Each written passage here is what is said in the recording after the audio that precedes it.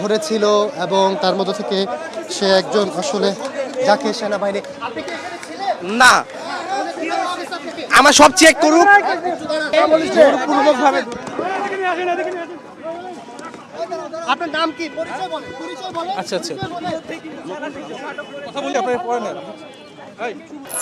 ওইখানে যদি একটু দেখেন, আমরা একজনকে পেয়েছি যিনি হয়তো বা কোনো না কোনো কারণে ভেতরে প্রবেশ করেছেন। সেনাবাহিনী এদের মতো থেকে আরও অনেকেই আসলে ধরেছিল এবং তার মধ্য থেকে সে একজন আসলে যাকে সেনাবাহিনী না আমার সব চেক করুক। আমি আমার বাইক সাইডে রাখা, বাইক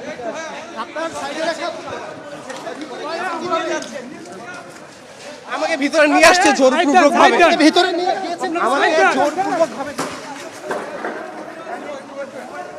ওকে, যেমনটি দেখলেন আসলে এখানকার একজনকে তারা গ্রেপ্তার করেছেন এবং সেনা সদস্যরা এই একজন নয় আরও কয়েকজনকে তারা আসলে গ্রেপ্তার করেছেন। আপনার বাড়ি কোথায়, কি নাম? জোরপূর্বকভাবে। আপনার নাম কি? পরিচয় বলেন, পরিচয় বলেন। আচ্ছা কথা বলি আপনারা পড়ে নেন। আমার নাম হচ্ছে রিফাত হোসেন, আমি তেজগাঁ কলেজের স্টুডেন্ট, সেকেন্ড ইয়ার শেষ হয়েছে, এবার হচ্ছে অ্যাডমিশন ব্যাচ আমার। আমি এই পাশে আমার বাইক নিতে দাঁড়িয়েছি, আমার বাইক ওইখানে আছে। এখানে আসেন, আমি সিঙ্গারা খাইতেছিলাম পাশের দোকানে। উনি একটা বিআরটিসি বাস ভাঙার ভিডিও আছে ওনার, এর জন্য ধরেছি। আমার মাত্র বলে আমরা বাকিটা দেখতেছি। এটা নিয়ে যাও, গাড়ি করে যাও। হ্যাঁ, যেমনটি দেখলেন যে আসলে সেনাবাহিনীর মধ্যে থেকে একজনকে ইতিমধ্যেই গ্রেফতার করেছে সেনাবাহিনী, এবং শুধু সেনাবাহিনী উনি না, প্রায় একাধিক জনকে সেনাবাহিনী গ্রেফতার করেছে। এবং ওই যে বিআরটিসি যে বাসটি, সেই বাস সামনে থেকে আগে ওকে নিয়ে যাক, সেই বাসটি ভাঙচুরের ক্ষেত্রে তাদের কাছে নাকি একটা ভিডিও আছে বলে তারা জানিয়েছে। যেমনটি লক্ষ্য করছেন আসলে পুলিশেরও একটি বড় ব্রেকেট এখানে আছে, অর্থাৎ তার মানে এই ছেলেটি উপরে ছিল, তাকে উপর থেকে গ্রেফতার করে তাকে নিয়ে আসা হয়েছে। যদিও সে শিক্ষার্থী বলে নিজেকে দাবি করছেন এবং তার একটি সে বাইক এখানে রেখে গিয়েছেন, খাবার খেতে এসেছেন এমন মন্তব্য তিনি করেছেন। সব মিলিয়ে সেনাবাহিনীদের মধ্য থেকে সেনাবাহিনী আমাদের আগেই শুনেছিলাম যে প্রায় 7-8 জনকে তারা এভাবে গ্রেফতার করেছেন। ওনার বিষয়ে সেনাবাহিনী বলল যে তাকে তিনি যে বাস ভাঙচুর করেছিলেন সেই ভাঙচুরের একটি ভিডিও নাকি তার কাছে আছে। যদি একটু দৌড়ে সামনে যায়, তাকে একটু তার কাছ থেকে আরও কোনো খোঁজখবর পাওয়া যায় কিনা, আসলে তিনি কেমনতর, সব মিলে তাকে আসলে নিয়ে যাওয়া হচ্ছে, হয়তো পুলিশের হাতে তুলে দেওয়া হবে, যেমনটি হয় আসলে। বিআরটিসি ভবনে বেশ আধা ঘন্টা সময় আগেই যে ভাঙচুরটি হয়েছিল, আসলে বেশ বড় সড়ো ভাঙচুর হয়েছে, এবং সেই জায়গা থেকে এখানকার যে কর্মকর্তারা আছেন সেই কর্মকর্তারা আসলে তাকে করেছেন, সামনে আগান, আমরা একটু ওনার লাইফটা একটু দেখি, ওনাকে আসলে কী করা হয়। শেষ পর্যন্ত আসলে ওনার সাথে আমরা কথা বলেছিলাম, তিনি নন, তার সাথে আরও কয়েকজন এর আগে গ্রেফতার করা হয়েছে, যাদের আমরা দেখি তাদের আসলে কোনো খোঁজ পাওয়া যায় কিনা, তারা আসলে কেন এসেছে, কারা এরা। যেহেতু সব মিলে একটি তথ্য অন্তত নিশ্চিত যে এখানে আসলে যারা আছেন তাদের মধ্য থেকে একজন ইনি আসলে এটার সাথে জড়িত ছিল, অর্থাৎ এই ছেলেটি ও নিজেকে শিক্ষার্থী দাবি করেছে এবং তার বক্তব্যটা ভিন্ন। বিটিআরসি ভবনের সামনে ভাঙচুর চলেছে প্রায় আধা ঘন্টা আগে, এবং তার সামনে থাকা গ্লাসের যে ফিটিংটি সেটি আসলে আমরা দেখলাম যে সেই পুরো নিচের ফিটিংগুলো পুরোটাই আসলে একবারে ভাঙচুর করা হয়েছে। তার সাথে সাথে উপরের যে গ্লাসগুলো সেগুলো বেশ জায়গাটুকু আসলে ভাঙচুর হয়েছে। তার সম্পর্কে পাশেই রাখা ছিল, একদম ভবনের পাশে। আমাকে যে ফার্স্টে ধরছে উনি আমার থেকে চাবি নিছে, বাইক নিছে। আপনি এখানে কি করছিলেন? আমি চা খেতেছিলাম, ওই যে ওনাদের একটা গাড়ি ছিল, আমি আর আমার বড় ভাই ছিল, বড় ভাই ওইখানে। আমি এখানে না, বাইক আমার আগে থেকে রাখা ভাঙচুর চলে গেছি, ভাঙচুরতে এখন মাত্র বাইক নিতে আসছি আমি।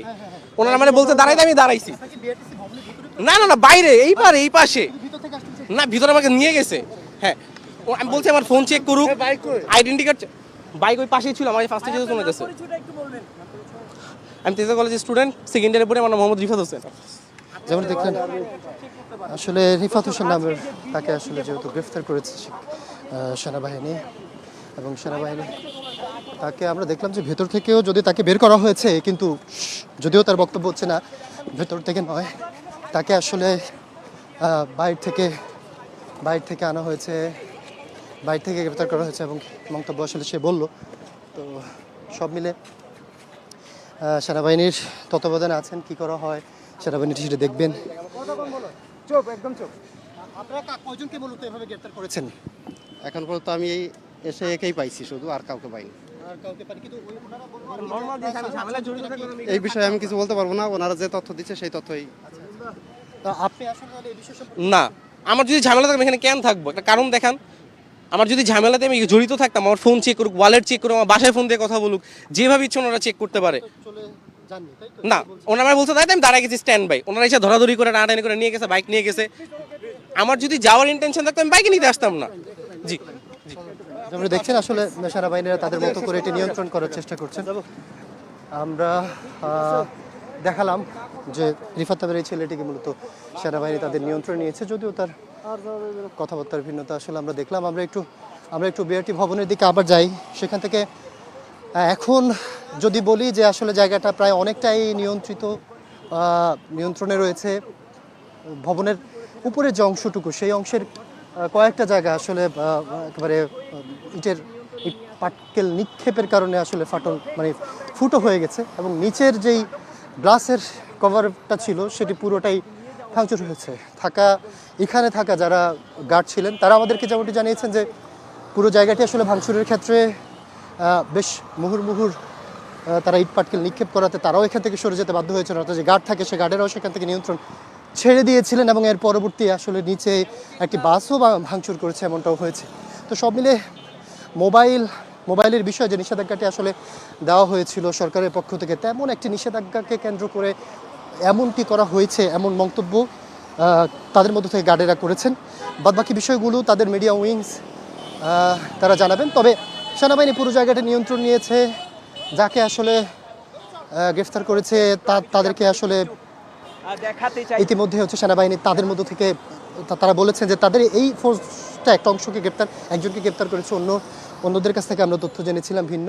তো সব মিলে যতজন গ্রেফতার হয়েছে বা গ্রেফতারের যে তথ্যটি আমরা আসলে বিটিআরসি ভবন থেকে সরাসরি আপনাকে দেখাচ্ছিলাম, তবে জায়গাটি পুরোটা এখন আইনশৃঙ্খলা রক্ষাকারী বাহিনীর নিয়ন্ত্রণে। যদি একটু বিটিআরসির ভবনের সামনে থেকে আমরা একটু পরিমাণটা দেখাই আসলে কি ঘটেছিল, ঘটনার সেই দৃশ্যগুলো যদি দেখাই, তাহলে হয়তো আপনারা পরিষ্কার হবেন যে আসলে আধ ঘন্টা আগে হুট করে এসে এখানে আসলে কি ঘটেছিল এমন বিষয়গুলো। আমরা একটু সেই দিকে যাওয়ার চেষ্টা করি এবং বিটিআরসি ভবনের সামনে থেকে দেখানোর চেষ্টা করব আসলে কি ঘটেছিল সেইখানে।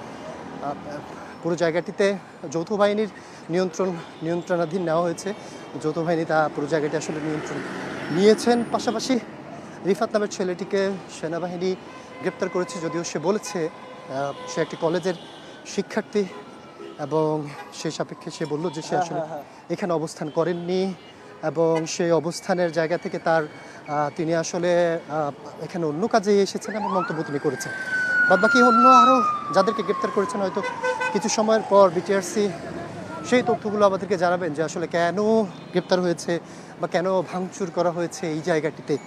আমরা একটু দৃশ্যগুলো দেখাতে চাই আপনাদেরকে, যে একটি ভবনে পাটকেল নিক্ষেপের পর বা ভাঙচুরের পর কি জাতীয় ঘটনাটা ঘটেছে দেখতেই পাচ্ছেন। যদিও আলো পড়ে যাচ্ছে, হ্যাঁ, আমরা যদি বিটিআরসির একবারে মূল ফটকটা দেখাই, অর্থাৎ বিটিআরসি যেখানে আসলে একবারে খোদাই করে লেখা, সেই গ্লাসটিও কিন্তু আসলে ভাঙচুর দেখতে পাচ্ছে। এবং এই যে ভাঙচুরের বা দৃশ্যমান যে ভাঙচুরটি, সেটি যদি আপনারা একটু লক্ষ্য করেন দেখবেন এখানে বেশ ভালোভাবে তাদের, যেহেতু ভবনটি পুরো রাউন্ড শেপ, অর্থাৎ রাস্তা ধরে একটি রাউন্ড শেপ ভবন, সে জায়গা থেকে যারা ভাঙচুর করেছেন তারা আসলে এই পাশটির নিচে থাকা যেই গ্রাউন্ডের এটাকে ঘেরাও করে রাখা যে গ্লাসগুলো আছে সেটি আসলে বেশ ভালোভাবে ভাঙচুর করেছে বলে দেখছেন। সেনাবাহিনী নিয়ন্ত্রণ তো দেখতেই পাচ্ছেন, সেনাবাহিনী পুরো জায়গাটি আসলে নিয়ন্ত্রণ করছে। এবং যদি এই যে একটু করে যদি আমরা দৃশ্যমান যে দৃশ্যগুলো দেখাই, যে ফটোটির শুরুতে বাংলাদেশ টেলিযোগাযোগ যে লেখাগুলো, সেই জায়গাগুলো আসলে দেখছেন কিনা একেবারে খুব ভালোভাবে ভাঙচুরের পরিস্থিতি কিন্তু আসলে দেখতেই পাচ্ছেন। এবং আমরা যদি একটু ধীরে ধীরে দৃশ্যমান করি, একবারে পুরো এই মাথা থেকে ওই মাথা বেশ লম্বা একটা জায়গা, পুরো জায়গাটি আসলে তারা ভাঙচুর করে ফেলেছেন। এবং এখানে থাকা যে গ্লাস, সেই গ্লাসটি পুরোটাই আসলে ভাঙচুর হয়েছে। পাশাপাশি সেনাবাহিনী এখন নিয়ন্ত্রণ নিয়েছে। আমরা একটু বাহির থেকে যাকে আসলে গ্রেফতার করা হয়েছে রিফাত নামের, সে কিন্তু তাকে কলেজের